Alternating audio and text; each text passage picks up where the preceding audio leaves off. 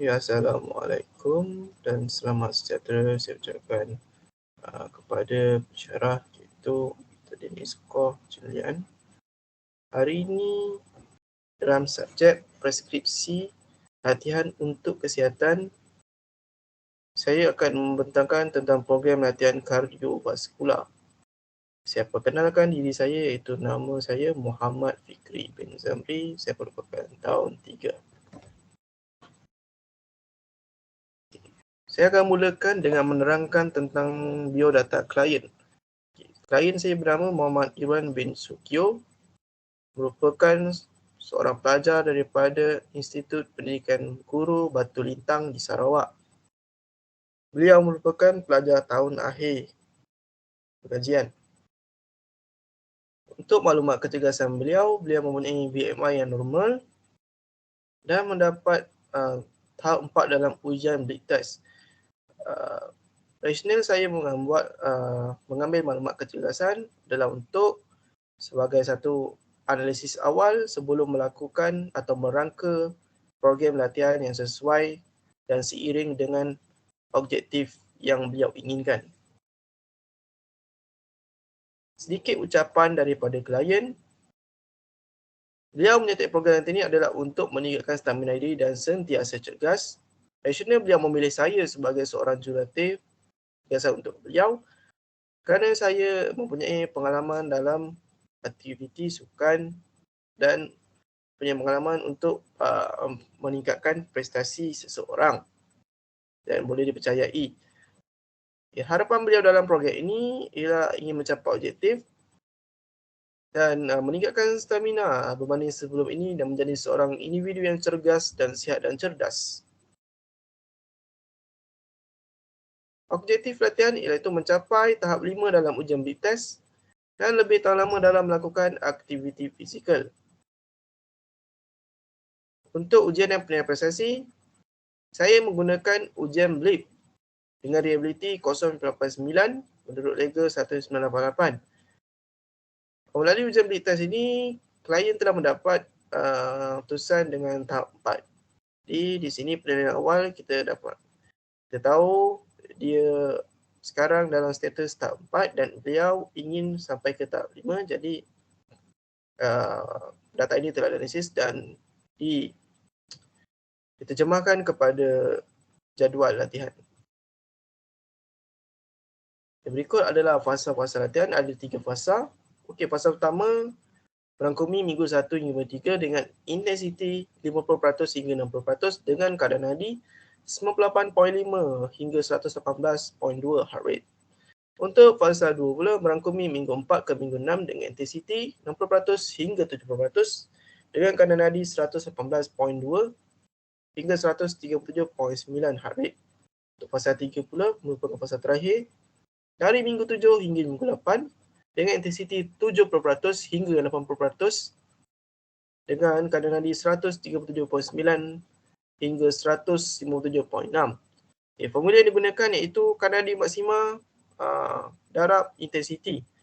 Contoh, intensiti ada 50%, kita akan tukarkan kepada perpuluhan menjadi 0.5 dan kadar nadi maksima bagi klien ini dah 197. Jadi 197 darab 0.5 akan mendapatkan harit sasaran iaitu 98.5. Jadi itulah cara pengiraan setiap intensiti bagi latihan-latihan yang akan dijalankan. Okay, pada minggu 1 iaitu fasa 1, 20 Mei hingga 26 Mei, kita akan buat pada Isnin, Rabu dan Jumaat saja. Jadi kebiasaan Isnin kita akan mula dengan latihan kardio, Rabu kita akan mula dengan latihan datang lutut dan Jumaat dengan latihan kardio semula. Jadi macam biasa untuk Isnin latihan kardio perlu jogging selama 40 minit dengan intensiti 50% hingga 60%. Itu perlu mencapai heart rate sekurang-kurangnya 98.5 hingga 118.2. Untuk latihan daya tahan lutut itu fokus pada bahagian bawah iaitu bahagian kaki dengan lunges, squat, mountain climb dengan 20 saat setiap aktiviti dengan 5 kali ulangan.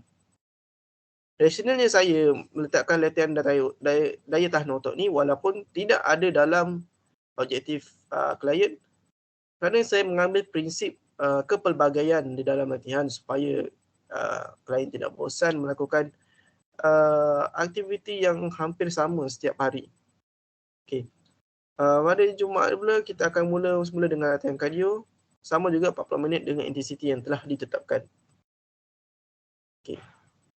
Untuk minggu 1 pada 20 Mei, tempat ialah IPG Batu Lintang, Kuching Sarawak, masa 9 malam hingga 12 malam.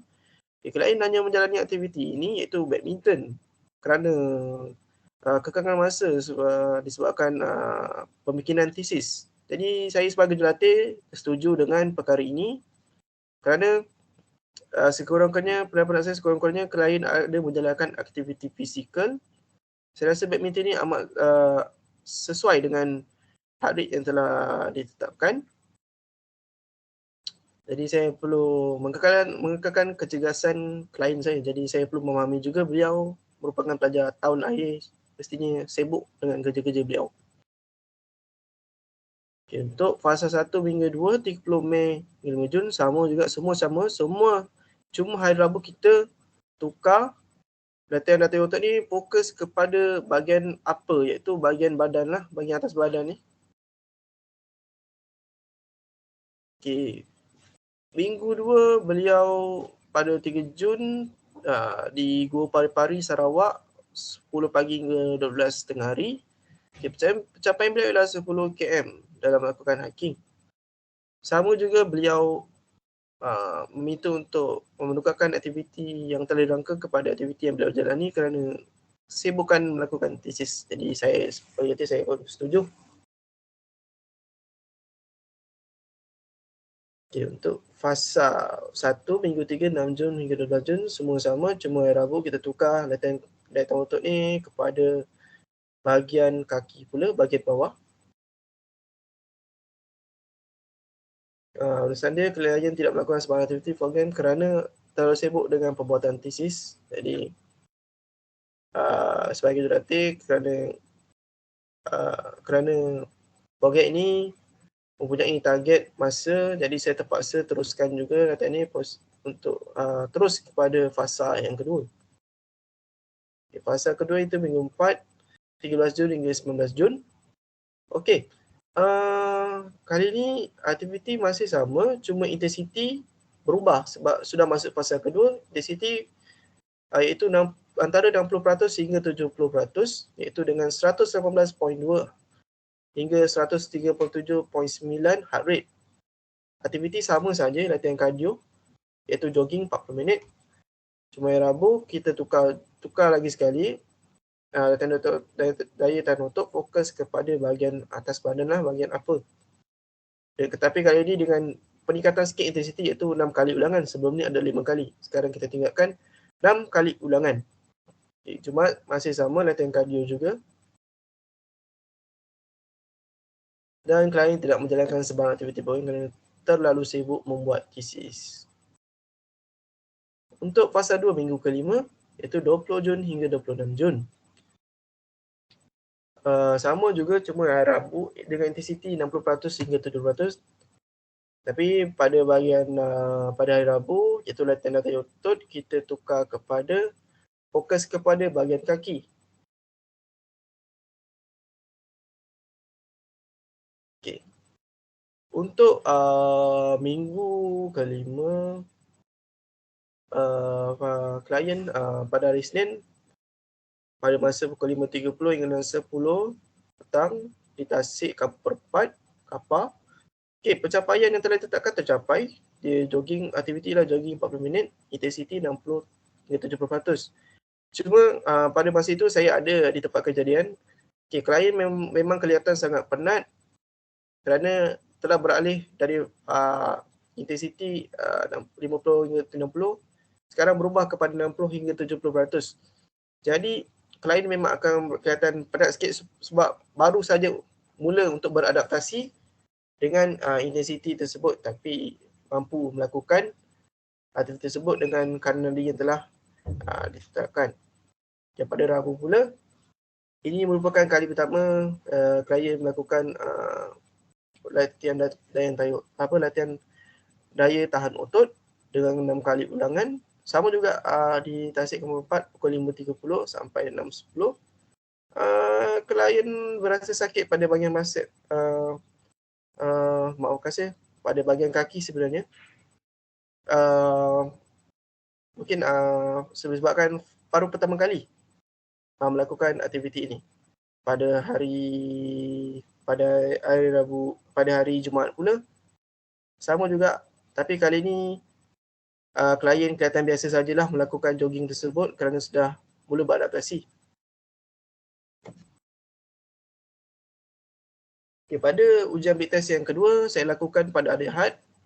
Sepatutnya saya lakukan dari peralihan fasa 1 ke fasa 2, tapi sebabkan kekangan masa dan jarak antara saya dan klien jauh, jadi saya memilih di mana kedua-dua antara jurulatih dan klien waktu tu tidak melakukan apa-apa pada waktu senggang, jadi kami bersetuju untuk melakukan ujian big test ini.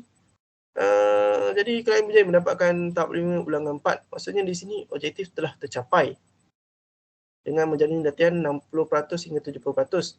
Akan tetapi klien mahu lagi meneruskan program latihan walaupun telah mencapai objektif supaya dia sentiasa cergas. Jadi mungkin 60% hingga 70% sebenarnya sudah cukup untuk mencapai objektif beliau. Okay, untuk minggu ke-6 sama juga intensiti masih sama, cuma yang ni kita akan hari Rabu tukar kepada latihan daya otot bahagian atas.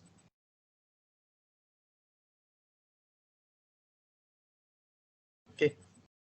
Untuk hari Senin, objektif tercapai. Klien pun kelihatan biasa dan dapat menambahkan aktiviti dengan baik, mencapaikan tadi 1.2 3 jogging. Jadi maksudnya dah biasa masuk ke beberapa minggu yang kira dah biasa lah klien. Okay, untuk Rabu, untuk upper body workout, maafkan saya sini ada kesilapan data sikit. Klien sebenarnya berasa sakit pada bahagian atas badan lah. Okay. Untuk Jumaat, klien berjaya melakukan aktiviti seperti biasa kerana sudah berjaya mengadaptasi intensiti yang telah ditekankan pada aktiviti jogging tersebut. Okay, untuk minggu ke-7, kali ini dah beralih ke fasa 3 iaitu 70% hingga ke 80%. Bermula aktiviti ini 4 Jun hingga 10 Julai. Untuk jenis latihan kardio, perlu mencapai arit 137.9 hingga 157.6. Untuk Rabu pula, kali ini kita tingkatkan intensiti dari segi pengulangan iaitu 7 kali. Okay, untuk Jumaat sama juga latihan kardio masih sama juga seperti hari Isnin. Okay. Klien demam dan tidak sihat pada 4 Julai hingga 7 Julai. Disebabkan klien mendapat penyakit influenza, demam yang kini tular sekarang.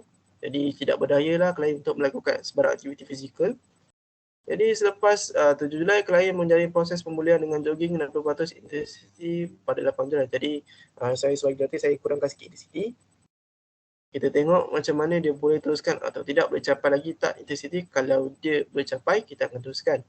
Jadi apabila ditanya pada minggu tersebut, klien berjaya capai intensiti tersebut dan kita akan teruskan dengan minggu ke-8 dengan intensiti yang telah ditetapkan. Okey. Untuk sama juga intensiti 70% hingga 80%, cuma Rabu kita tukar kepada bahagian atas badan lah, latihan daya tahan otot dengan 7 kali ulangan. So Jumaat masih sama. Okay, klien menjalani latihan pada 11 Julai dan hanya mencatat 130 heart rate sekaligus gagal mencapai sasaran yang telah ditetapkan. Tindakan dan penambahbaikan akan dilakukan bagi memastikan klien mencapai sasaran yang ditetapkan. Okay, untuk intensiti tersebut, saya sebagai jurulatih pun merasakan sebenarnya agak tinggi untuk beliau sebab beliau merupakan seorang orang biasa saja, bukan atlet. Jadi mungkin benda ini memakan masa untuk mencapai heart rate yang tinggi seperti ini. Namun telah berbincang dengan klien ingin meneruskan lagi latihan ini walaupun sudah mencapai minggu ke-8 iaitu minggu terakhir, tapi klien ingin lagi meneruskan latihan ini, jadi saya sebagai jurulatih, saya bertanggungjawab atas permintaan tersebut dan saya akan membantu beliau untuk lebih kekal cergas. Okay, kesimpulan. Dari sudut program pula, hampir kesemua aktiviti dilakukan oleh klien. Dan beliau berjaya mencapai, dan program ini berjaya mencapai objektif yang telah ditetapkan, iaitu mencapai tahap 5 dalam big test. Okay. Untuk klien pula, klien berasa berpuas hati dengan layanan yang diberikan sebab saya memahami klien saya ini sebab merupakan pelajar tahun akhir dan memerlukan masa lah untuk menjalankan kerja-kerja beliau dan saya tidak sangat memaksa beliau. Okay. Klien juga merasai keberkesanan latihan sebab sebelum ni beliau bukanlah seorang yang aktif dan sekarang beliau menjadi seorang yang aktif dan nampak perubahan dari tahap 4 menjadi dapat capai ke tahap 5. Jadi saya rasa latihan ni berkesan lah. Okay. Kesimpulannya, jurulatih dari sudut jurulatih merasa sukar untuk melawan klien. Kadang klien terlalu sibuk. Lagipun kita sebagai jurulatih tidak dapat pantau secara face to face. Jadi akan rasa macam susah lah untuk kawal klien. Dan berasa tidak puas hati dengan kerja yang dijalankan sebab kita sebab tak dapat pantau, klien tak dapat tengok secara depan-depan, jadi kita rasa tak puas hati. Kita macam ragu-ragu juga dengan klien kita ni, betul tak dia buat kerja ni, betul ke tak. Jadi berasa begitulah, jadi rasa tidak puas hati. Mungkin lagipun dari segi pengelolaan program juga mungkin ada kekurangan, jadi sebenarnya jurulatih pun tidak puas hati dari situ. Jurulatih rasa ingin lebih baiklah selepas ini. Ini mengikut lampiran beberapa lokasi yang telah dijalankan. Ini dah merupakan lokasi beliau menjalankan latihan dan gambar ketiga ini adalah tempat lokasi big test. Yang keempat ini adalah merupakan aplikasi yang digunakan untuk mengesan heart rate. Jadi kita gunakan smartwatch dekat klien pakai untuk cek kadar nadi. Sekian, terima kasih.